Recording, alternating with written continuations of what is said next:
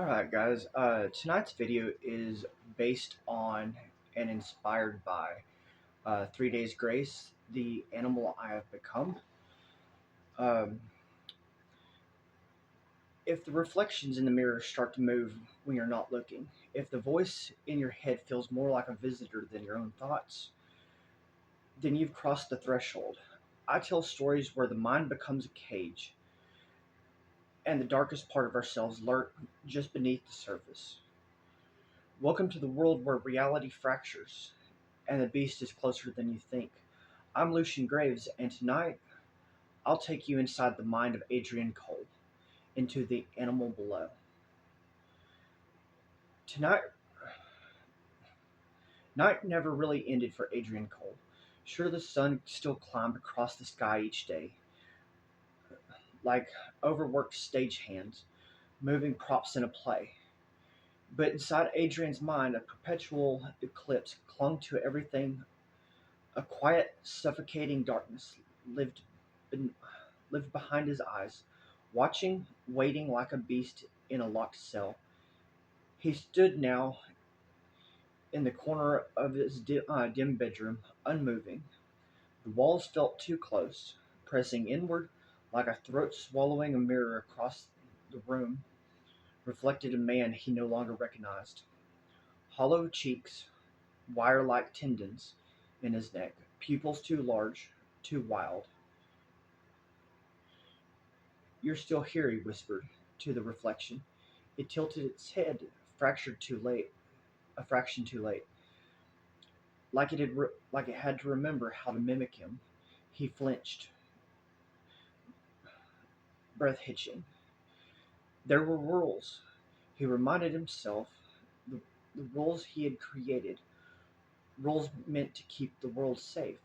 Rule 1: don't make eye contact with the mirror at midnight. Rule number 2: don't trust your thoughts when they come from the left side of your skull. Rule number 3: never ever fall asleep angry. He had broken all three tonight.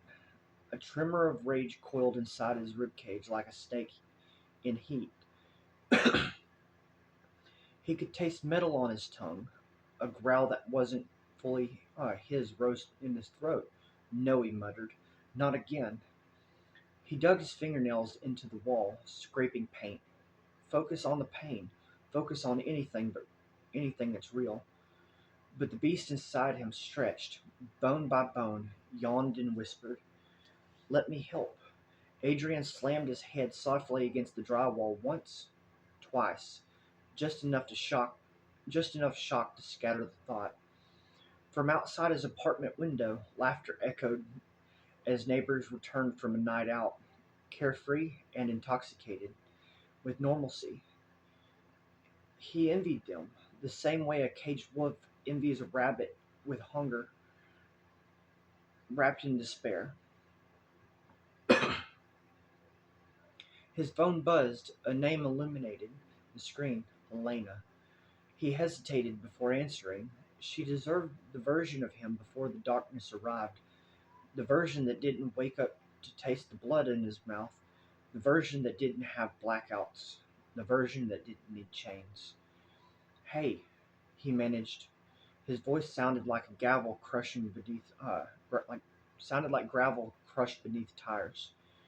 "You didn't show up tonight," Elena said. "I waited. You promised we'd try again. Remember?"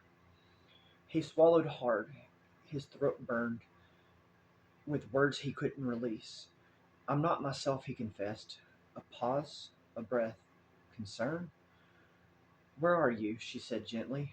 "Adrian, you can't keep doing this. You can't disappear. I can help. Just let me in." Help. That word curled inside him.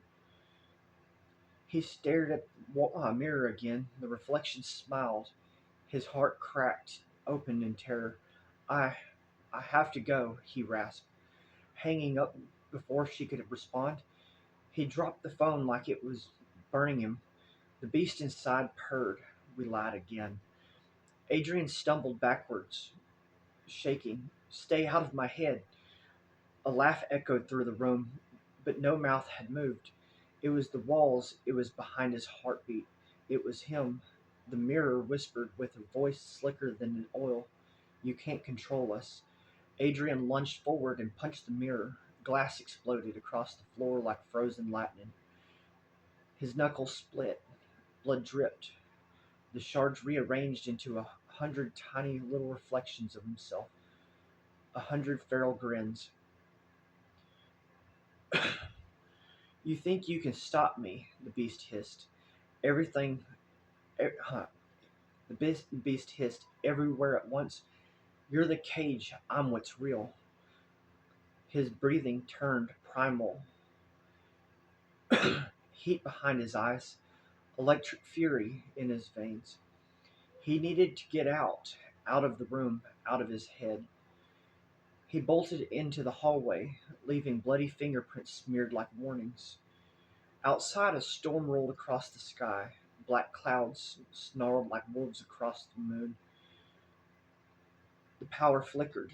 Streetlights blinked in panic. The world felt like it was holding its breath. Adrian stood in the road, rain plastering his hair to his skull. Like Finch, fist clenched, he screamed into the night, voice breaking. Somebody help me. Thunder answered with laughter. Lightning slashed the sky. And somewhere inside him the beast finally stepped forward. Let's show them what we are. His eyes glowed his eyes glowed, not metaphorically, not imaginatively, but brilliant molten gold. The storm wind coiled around him like a crown. The last thing Adrian heard before everything went black was his own snarl, animalistic and victorious, as something deep, ancient tore through the thin walls of his sanity. Rain dripped from the eaves, each drop a tiny hammer. The, the cracked concrete. Adrian sat on the curb, heaving. Rainwater mingled with his blood from his bruised knuckles. He stared at the street lights, but they flickered like faulty bulbs inside his head. Reality didn't feel solid anymore. Not since the mirror. Not since he smiled at him. He couldn't remember the last time he had truly been alone. Even now, he felt eyes on him. Always eyes. Behind doors, under cars, in reflections of puddles. The beast had been there last night in the mirror. Maybe it had been maybe it had been him. Maybe it had always been him. He shook violently, gripping his head, trying to move the thoughts back. You can't control us, he whispered aloud, voice raw and ragged.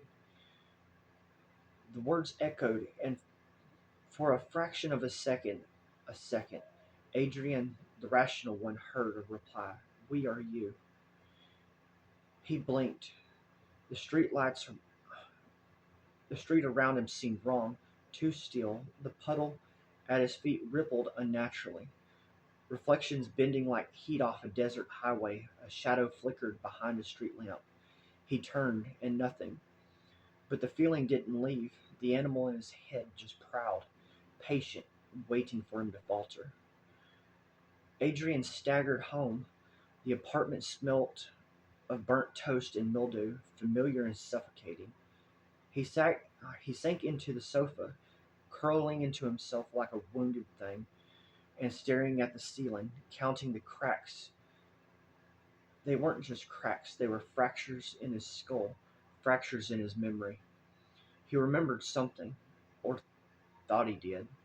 Last week, maybe the week before, he had woken in a hospital bed, blood on his arms, strangers hovering. But those were blanks, empty spaces where events should have been.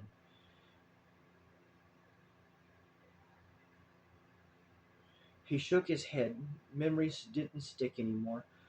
They were fragments, like broken glass, cutting him from inside. A knock, light, polite, a voice. Adrian, it's Lena. Can we talk? His stomach twisted. The rational part wanted to open the door. The animal wanted to rip it off its hinges. I'm not ready, he whispered. Adrian, please, she said softly through the door. I know you're scared, but hiding it won't help. You're not safe with yourself. He froze. Her words, like a mirror he hadn't broken yet, hit too close to the truth. Too many nights, too many blackouts, too many small disappearances of time he couldn't account for. He had stretched walls, whispered to reflections, and woken covered in bruises that weren't there before. It had been him, all of it.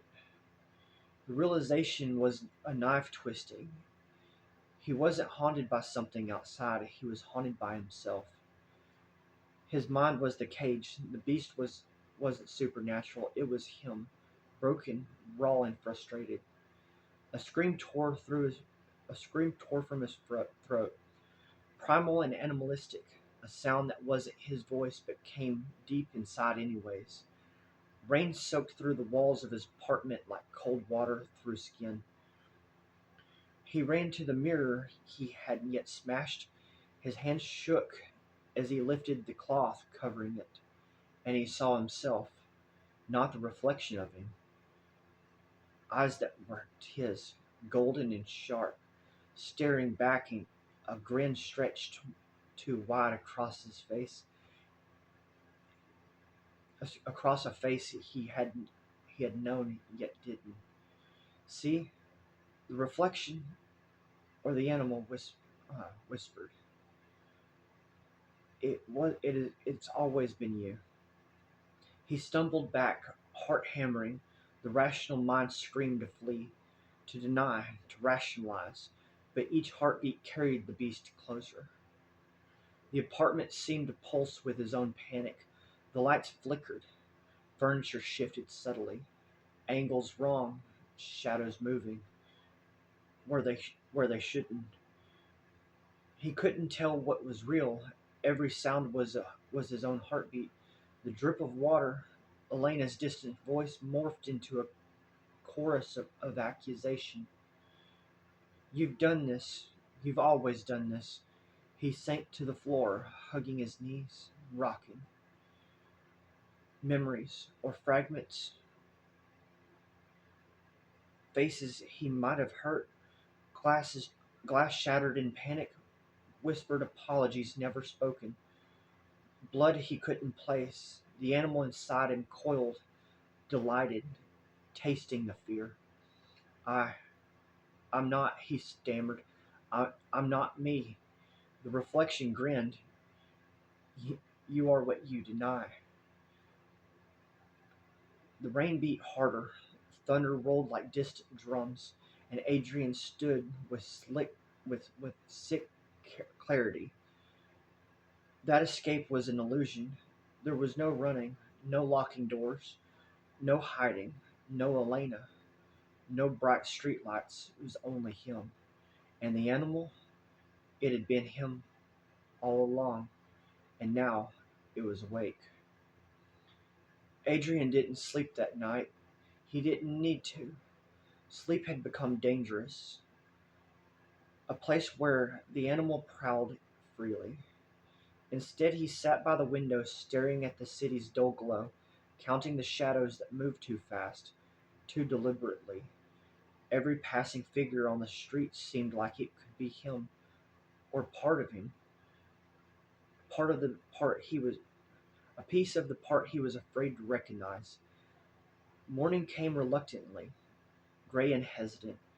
The rain had stopped, leaving streetlights slick with mirrors of clouds above. Adrian ran his fingers along the mirror shards still scattered on the floor. He couldn't clean them, he couldn't touch them, not without the reflection flaring up in his memory, grinning at him and mocking him. He thought about Elena, about opening the door, about letting someone see the fractured version of himself, but he couldn't risk it, not yet. What if the animal jumped out again, wearing his face? What if it hurt her, or worse? What if it was him and he couldn't stop it? He forced himself into the bathroom, flicked the light on, and stared at his own reflection. The face was familiar, but the eyes, they weren't quite right.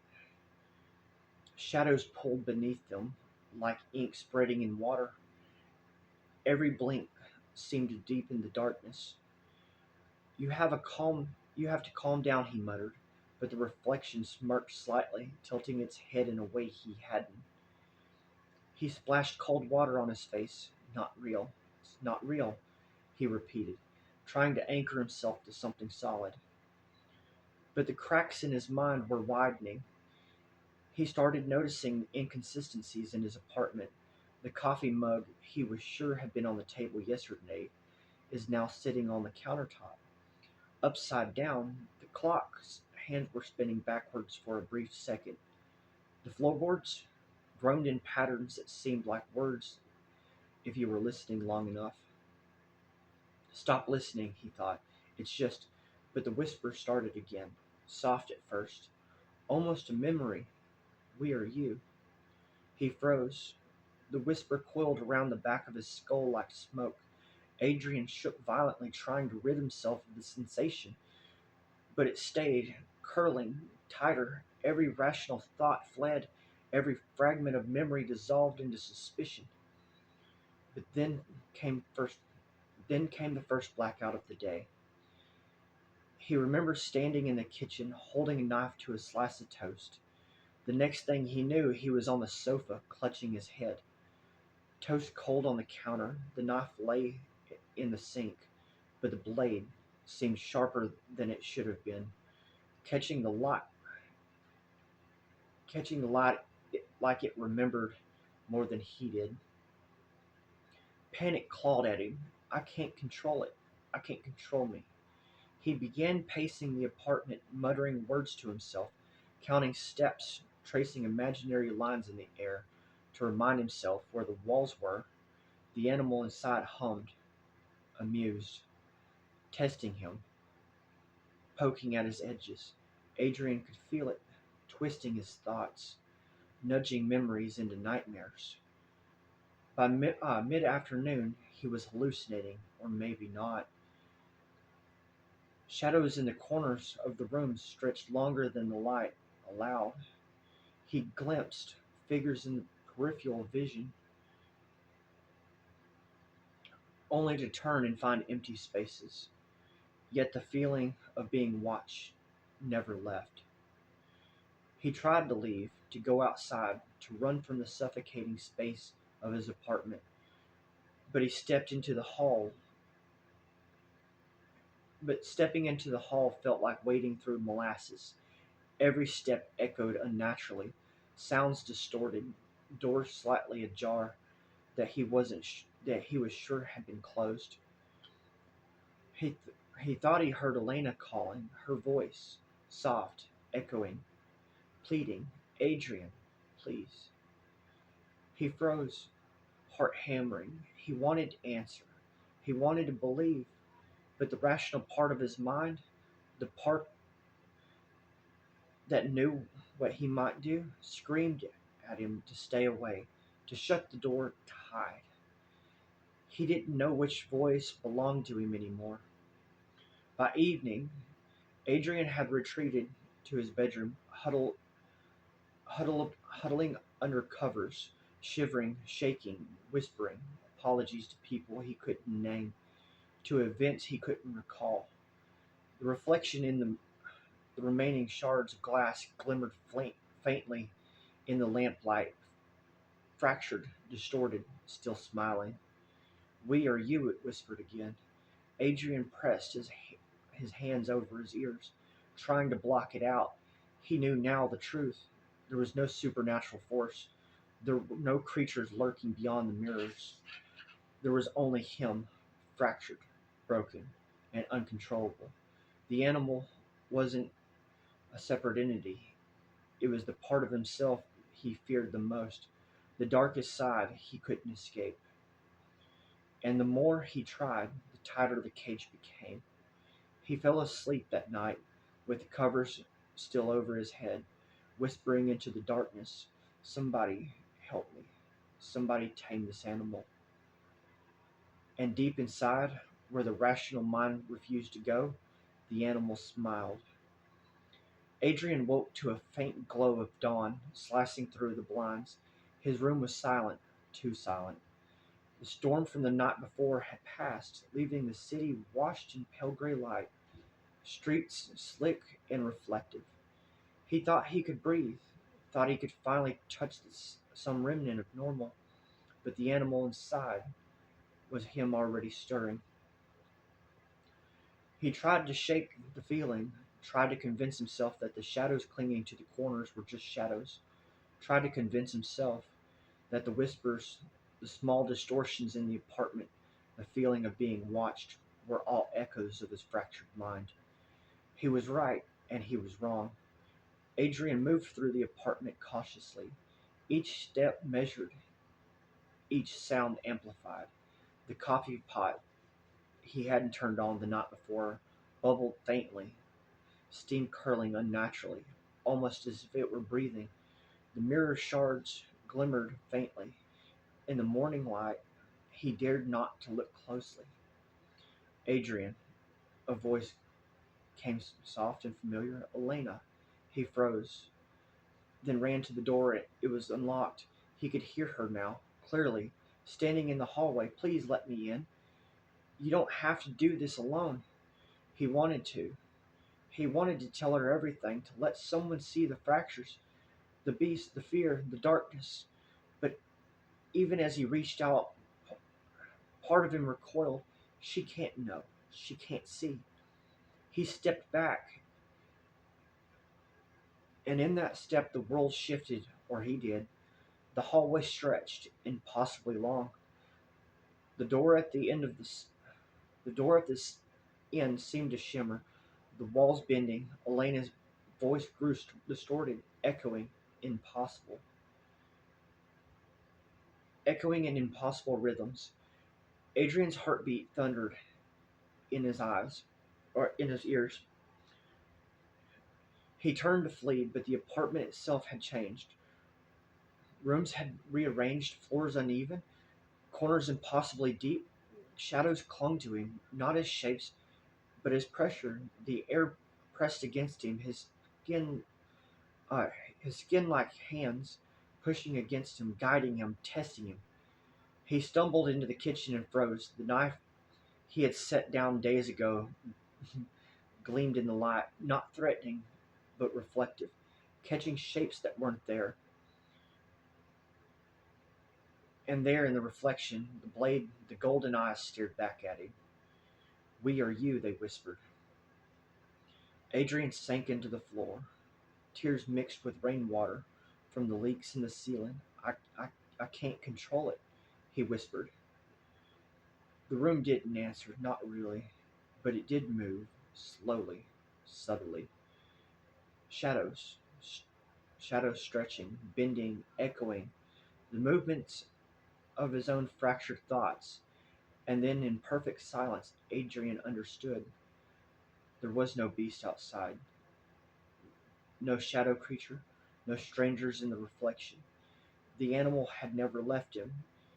It was him. Every step, every thought, every fear, the hallucinations, the whispers, the distortions, they were the mind's desperate attempt to survive itself and to survive him.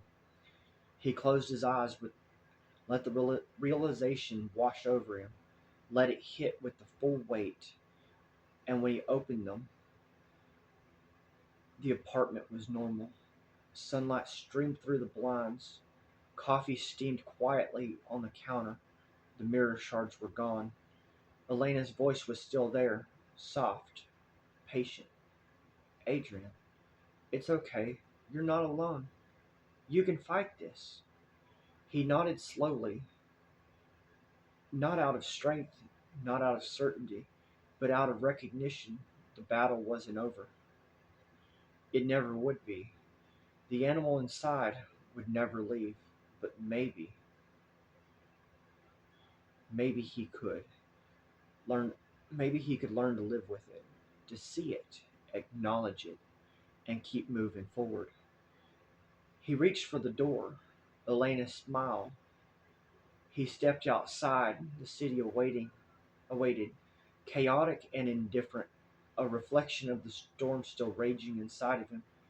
And for the first time in a long time, Adrian didn't run. The animal was still there, golden eyed, coiled, watching, but it no longer controlled him. He was fractured, he was haunted, but he was still awake, and sometimes that was enough. If you like today's story, well, tonight's story, anyways, uh, do me a favor.